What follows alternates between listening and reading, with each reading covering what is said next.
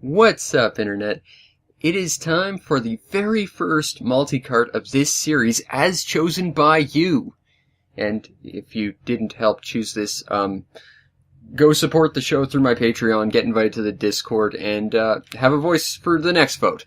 Anyway, this is the CoolBoy 401, by far the biggest multi-cart I have ever gotten, as well as the first one, kind of. This is actually a really bad example, but here's a picture, and we'll talk about this in a minute. But this is a really bad example of why I like pirate multi-carts, and that is this sort of represents a turning point for them. Because before this, pretty much every multi-cart out there was very, very low print, and it made pretty much every multi-cart you could find kind of one of a kind. Whereas this sort of kind of kicked off the whole craze of making really high print, really high, well, maybe not high quality, but high print, really easy to obtain multi-carts. Case in point, you can find like millions of instances of this game on eBay for dirt cheap. And this is the one that got me into it. You can also find this typically sold alongside a second multi-cart, which I don't have with me right now, but offhandedly I believe it's a CoolBoy 198 in 1. And while that game has less games on it, I think it's the better one because while it has fewer games, it also has fewer junk games and more just general quality games. Whereas this one has more, but it also means it has more crap. But that's a game that features the box art to the Devil May Cry reboot, and it's probably better than the Devil May Cry reboot. Whereas this one features the box art to Resident Evil 5, and this is likely very much better than Resident Evil 5. That's part of the reason you can tell this isn't real, is it's not a Famicom copy of Resident Evil 5 as much as you'd like to think it is. Anyway, let's power this thing on and get into it, where we are greeted with the first game, Contra 2. So let's take a look. Now, right off the bat, we have a menu. And what this is, I believe, is, number one is like the original Super Contra. The second through, I want to say 6 are weapons. Like, you start Super Contra, but you start with like a special weapon, and like, if you die, you keep it. 7 is 30 lives, I believe, and then after this, it's like, combinations of special weapons plus 30 lives. So, let's just try with, 30S and see where we go with this. So, we're starting Super C, Japanese version. And that's probably a common theme with this, is it's going to be the Japanese versions, mostly.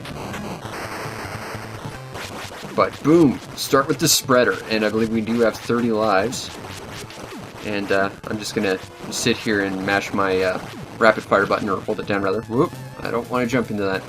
Now, Contra is a fantastic game, Super C even more so, but I don't think it's quite as much a classic as the original. I like the original one better. And I really have to get a copy of the original, but Super C is a lot harder than the first one as well.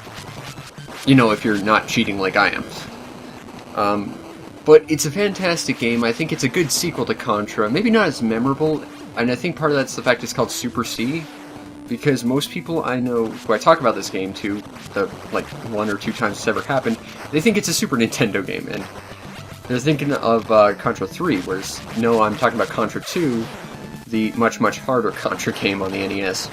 But regardless, it's still Contra, which means it's a good game. And we'll play this for a little bit. I don't know if I've sort of really talked too much about how I want to structure these videos, but ideally I want to give like 5 games a week, sort of a showing, and like 5 minutes per game I think would be good. So I'm sort of trying to watch my my video timer, just so I know how long I've been on any one game, so I don't want to spend like a good 10 minutes on a single game and just not get through as many as I'd like, because I think they all deserve at least a little bit of recognition. Well, most of them do anyway.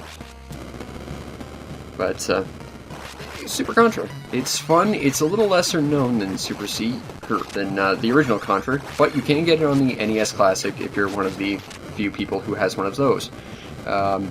I think it's weird that they included this on the NES Classic as opposed to the original Contra, though, because it's just, it feels a little less iconic.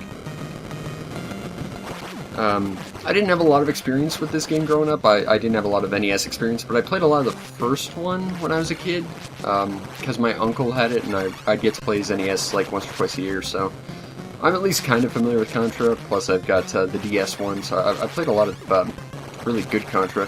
The Super Nintendo one, not so much, but I know Contra, I know Super C. And I know they're both excellent games that need attention, even though they are excellent and a lot of people know about them. Because Contra's just good. It just is. I don't think there's enough words to describe how good Contra is, but it's basically Rambo the video game, except Rambo the video game sucked. Every iteration of it, including the more recent one that came out, like, what, 3 years ago now? But, this is a good game. It's a little different, like, it doesn't have those, like,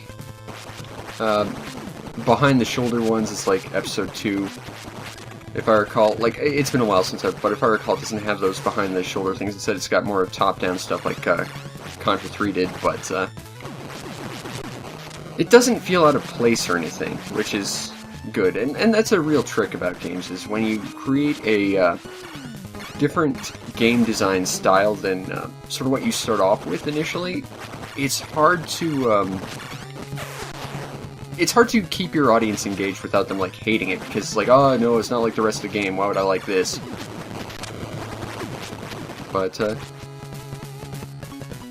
it's a good game, you know, barring that whole, you have to get really close to the edge of the screen to get it to scroll, and if you're there, you're kind of stuck there unless you go back, which you don't ever want to do in these games, because you will be swarmed by people.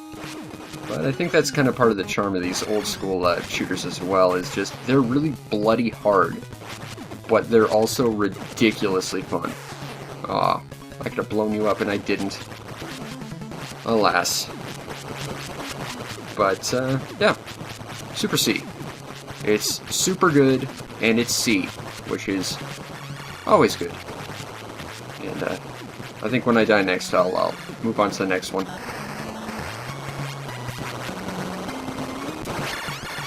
Oh god. It has been a long time since I played this game. But I have the spread shot. I'm okay. I'm not okay. Okay, let's use the magical reset button that is my foot. The magical reset device, and go to Batman 1. Which is the Sunsoft Batman game, and I actually just recently acquired a copy of this. And, this is an interesting game, mostly because of what changed in development, because originally it was going to use, like, you saw a cutscene there that I skipped, but originally this game was going to use, comic book stills. Let's see, there's a... Oh, I probably just don't have one. Okay, I know there's different weapons in this game. It's been a while since I've played this. I played this once when I was a kid, and I got a new copy, but I haven't had the chance to really sink my teeth into it yet. But, yeah, they were originally going to use the actual comic book stills for their cutscenes, but they couldn't end up doing that. And originally, you weren't going to be able to fight the Joker, who's, of course, the final boss of this game. Originally, he was going to get his, like, face punched in a cutscene, or in a comic still, and you'd fight someone else entirely. Which, I think it's a good change that you fight the Joker, seeing as he's the iconic Batman villain of sorts. But, it's a Sunsoft game on the NES, and I think Sunsoft was really on their A game on the NES, because they had, like, Gimmick, which is amazing, they had Hebereke, which was amazing, and I really gotta get copies of those two games. I've been dying to get copies of those. They had this, of course. They had, what was that one game? Journeys to Silius, which I've heard that game's amazing. I don't think I have that on a multi-cart, which I'm sad about. But, yeah, they were really on their A game when it came to NES. Super Nintendo, not so much, but that's because they were, like, focusing a little bit too much on... There we go, want new weapons. But, it was a little bit less good on, Super Nintendo, mainly because I think they were just focusing more on selling mascots than, like, selling really quality games, like, because back then you had, like, Arrow the Acrobat, Zero the Kamikaze Squirrel, which, to this day, I will say is a racist character, but they had, like, 4 or 5 different, mascot characters, and they couldn't stick to just one. I forgot you could do this.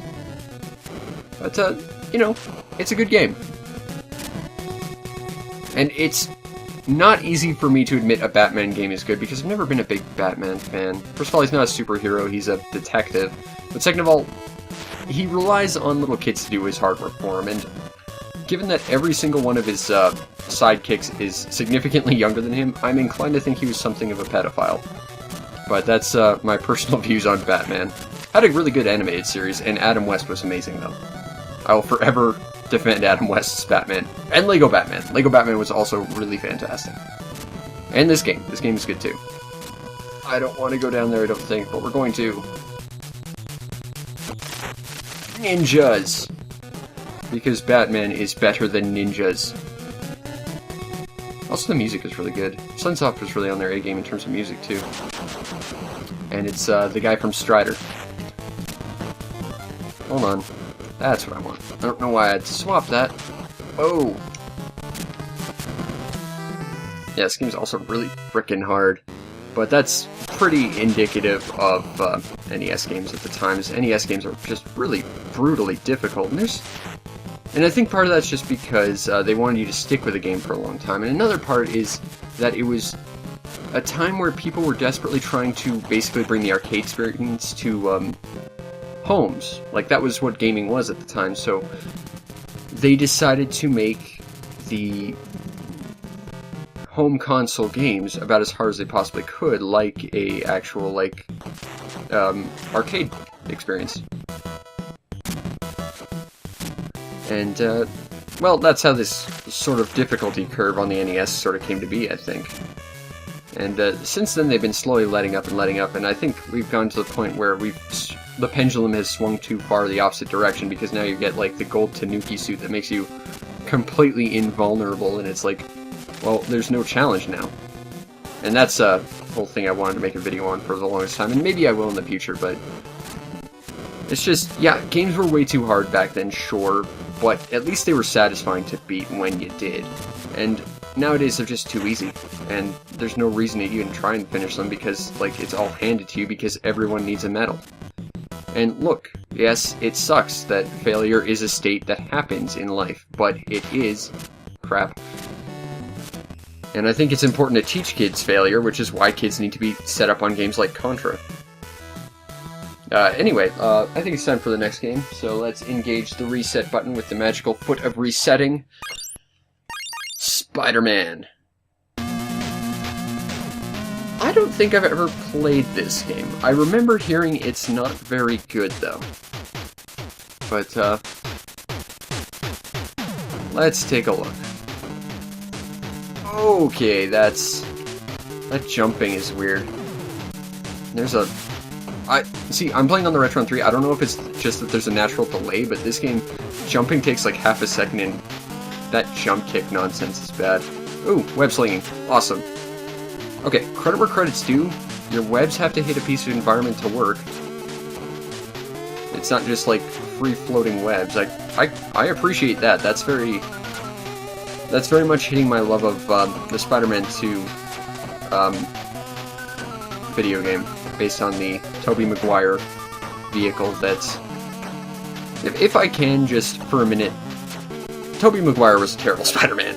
That was the one thing that game and that movie had going wrong, was Tobey Maguire is a terrible Spider-Man. He's a great Peter Parker, he's got that whole everyone and his little sister could beat him up sort of thing going on, but he did not have the wisecrack and smartass superhero that Spider-Man was. So, I don't know, I never liked Tobey Maguire's Spider-Man, but, I gotta admit, this game feels really slow, and the, like, actual controls feel really sloppy. But it doesn't seem unplayable, just not really enjoyable. Okay, except for that, I don't know how I can jump kick through someone. Talking about the multi-card as a whole for a minute, it's kind of straddles an interesting place as well, because, like, as I kind of showed off in the beginning, it's 401, and that's sort of kind of good and bad, because in multi-cards, games listing tend to go, like, super high. Like, it's not uncommon to find multi-cards that have, like, hundreds of thousands of games on them, when in reality they have, like, 4 games on them, but they say they have hundreds of thousands of games, and they just relist the same games over and over. Whereas this game, or this multi-card, sort of straddles the line of, it features just enough to not hit that threshold, but it's so close that there's a lot going wrong with it too. So, like I said, there's going to be a lot of crap we're going to go through eventually, but it's not any sort of 1 billion in one multi-cart. And that's the thing, if you're going to go buy multi-carts, usually a lower number of games is better. Higher number of games, you tend to get really bad ones. Like, I've heard of multi-carts that have like 1 million games on them, and in like actuality, they have like, they've got like, family stadium events or whatever, like the Power Pad trainer or whatever. And that's a bunch of games loaded onto it, and it's basically, it just repeats those different individual events as different things. You have to hit this switch. And it's like, okay, so you listed that a bunch of times, great. But it feels like something like that would just be such a waste of money, even if it only costs you a couple bucks, because these multi-carts aren't expensive. This one, well, like I said, I got that second one with the Devil May Cry art with this, and that total was like maybe $15–20, so, you know, they're not expensive, usually. Unless you find someone who, like, tries to sell you on, oh, there's 1 million games, so it's worth, like, $1 million. That's $1 per game, so, you know, that's still fair. It's, like, not really. But, if you can get them for a fair price, and they usually are for a fair price, they're still not bad, provided they're not, like, ridiculously bad multi-carts, either. That said, I've got, like, a 60-in-1 Mega Man multi-cart that is like the worst thing ever. Like, if you see my Game of the Year list, that was on my worst Game of the Year list for obvious reasons, such as it was terrible. But that's mainly because it was a bunch of games that none of them worked, and it's entirely possible I just got a bad multi-cart, because that happens. Multi-carts are very hit and miss, but I think that's kind of the fun, though, is, yeah, it's like always a gamble, but it's always going to be interesting. And if nothing else, it's going to be a story and an experience. And, you know, if I can share that experience with you, that's great. Also, why can I not kill this guy? Also, I will always prefer Shocker to Electro. I just think Electro's got such a dumb costume. And yeah, I know he was the inspiration to Elect Man. But I think Shocker has a more classic design than this guy. And the giant star mask this guy has. Little did we know his name was secretly Simon, and he was the pilot of Tengen Toppa Gurren Lagann. But I always preferred Kamina myself, so, you know. But this is just getting annoying, so I think we're probably going to just activate the magical reset button if I can't kill him in a second or two, because I am running out of things to say about this game, other than I really hate this fight. The combat is just bad. Like, there's a delay on everything, but, you know, it might not be horrible. It just takes some getting used to it. You know, if the bosses would actually stay in an area where I can hit them, that would be good, too. Ah, I just wasted that opportunity. Yeah! Come on. You are so close to dying. I believe in you. Hurry up and die for me. Come on, I want to end this on a KO, not a pity reset. Yeah, if there wasn't a delay on the combat and, like, all the button inputs, this would be way better. And if you didn't have to karate kick through someone, that would be good too. Oh, come on.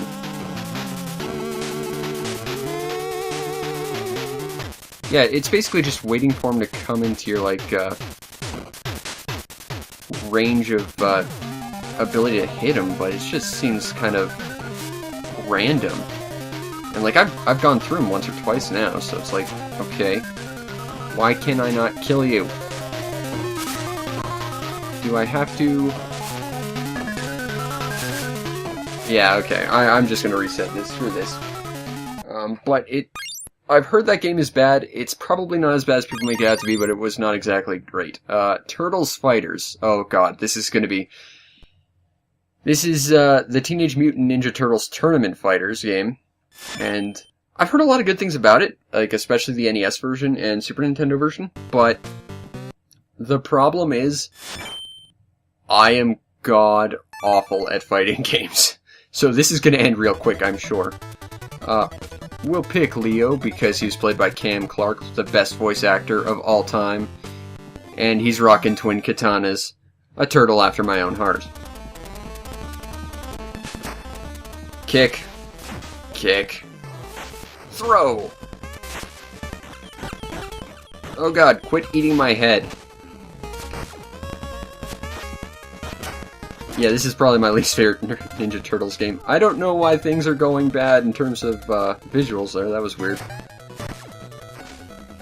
There's some weird connection issues, I guess. Hold on, let me just, let me see if I can fix that. Okay, I think that fixed it. There's some kind of weird connection point or something. I think I got that fixed. Sorry about that. Now, is that going to heal me or kill me?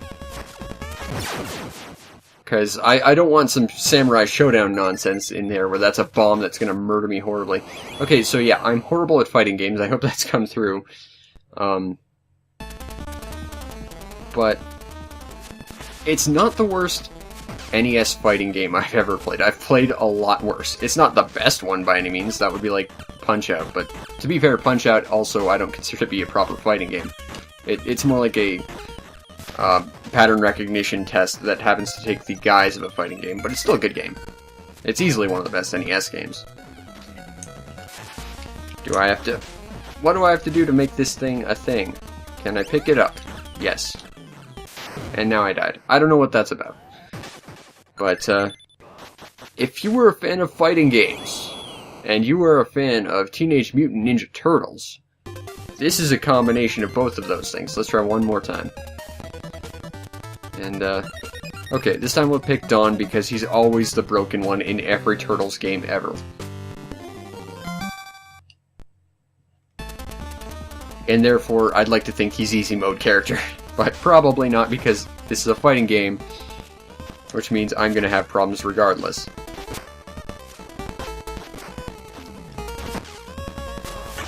Throw! Okay, so throw seems to be A and B at the same time, and it seems to be kind of the bread and butter for doing the most damage. But it's most effective when you've stunned your enemy, of course. Would seem to be the case.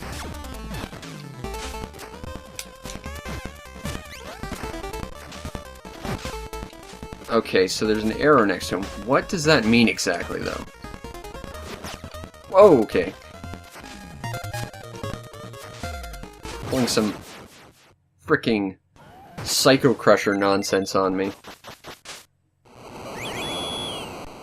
Okay, Raph. One more round.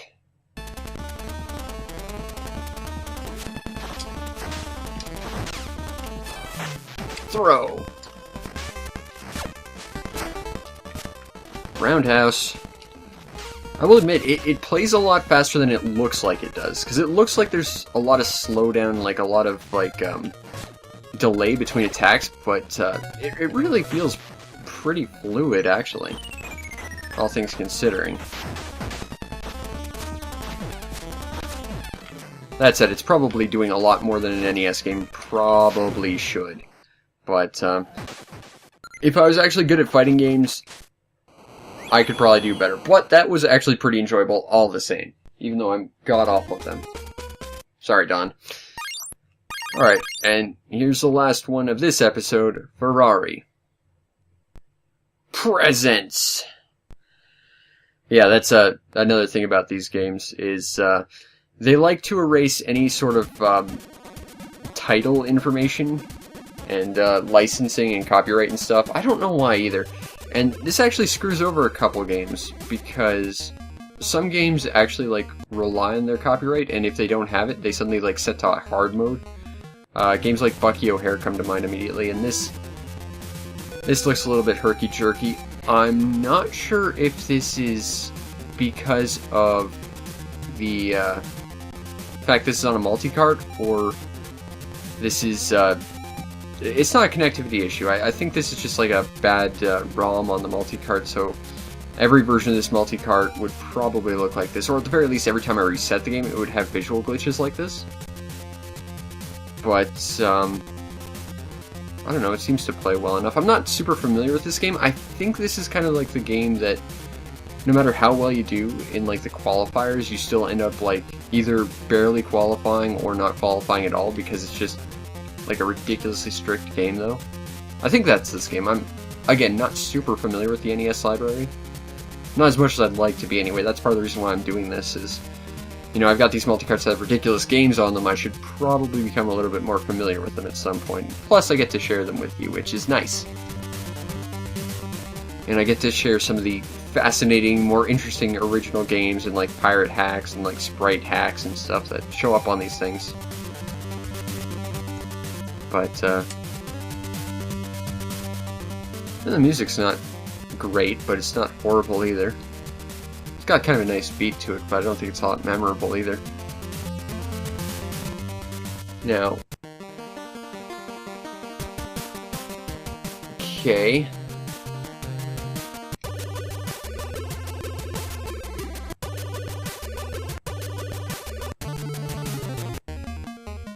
Okay. I'm not sure if I won that race or what the hell that was. I'm not sure what we logged our name as. I think we just went with nothing, so I would think we'd be listed as nothing, but I'm not seeing that either. Ooh. Kinda dig this song, though. It's kinda weird there's not a lot of sound effects to the game, though. But, I'd say this track is a lot better, music-wise at least, than the previous one. Like, honestly, I just don't even want to talk, I just want to listen to the music. It's actually pretty good. But it's weird there's not a lot of sound effects. It just feels kind of out of place, which is funny because nowadays you can't play these sorts of games without hearing, like, the motor noise over everything. I can't even think of what the game I was playing, but it was some kind of racing game, and I remember... Oh yeah, it was Speed Kings on the Xbox, and I had to, like, turn the sound effects to nothing just so I could hear the music. It was, like, the most generic music ever. But, you know, now we've got the opposite. We got no sound effects, but the music's decent, so there's not a lot for me to complain about that way. Visually, it's got some issues, but again, I think that's just a bad ROM on the cart, which, you know, stuff like this happens. And, you know, it's still interesting to explore what this is. I don't think this will be a game I'll be, like, trying to pursue an actual cartridge of any time soon, but, you know, it's not bad. Oh, something's happening.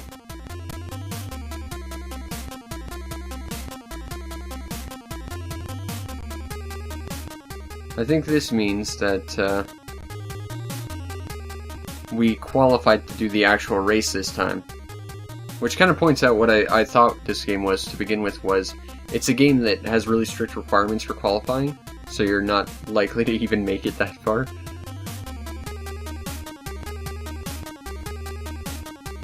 Okay.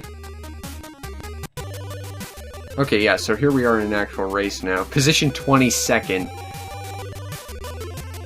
So let's see how bad we lose. But yeah, it's like, we did relatively okay, I think. I mean, we didn't do great, but we didn't exactly completely screw up either. And we're in 22nd.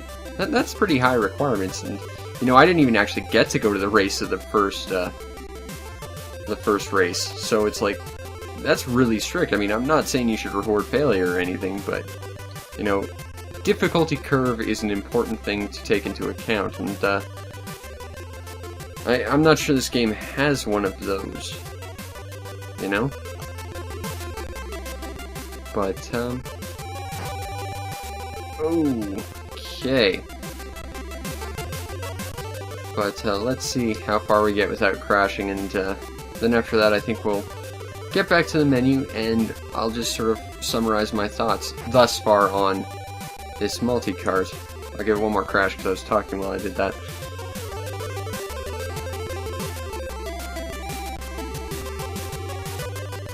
But, yeah, it's not a great... Okay, so let's restart. Okay, and that has been 1 through 5. Contra 2 is Super C, plus they give you a lot of different options, which means lots of different replayability, and if you want a bit of a leg up, they'll give you that.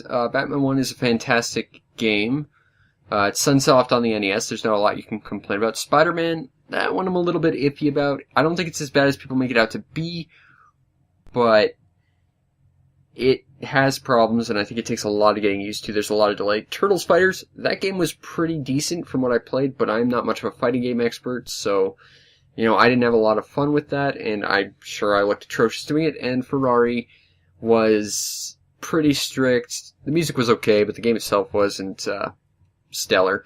Overall, so far, it's kind of a mixed bag, but, you know, you get Super C, you get a lot of options, you get Batman, which is fantastic, and, you know, it's a mixed bag, but I think 1 through 5 thus far, not too bad. Anyway, come back next week where we'll tackle 6 through 10, and, see what those games are like on our journey through 401. But until then, I'll see you next time. Peace out, Internet.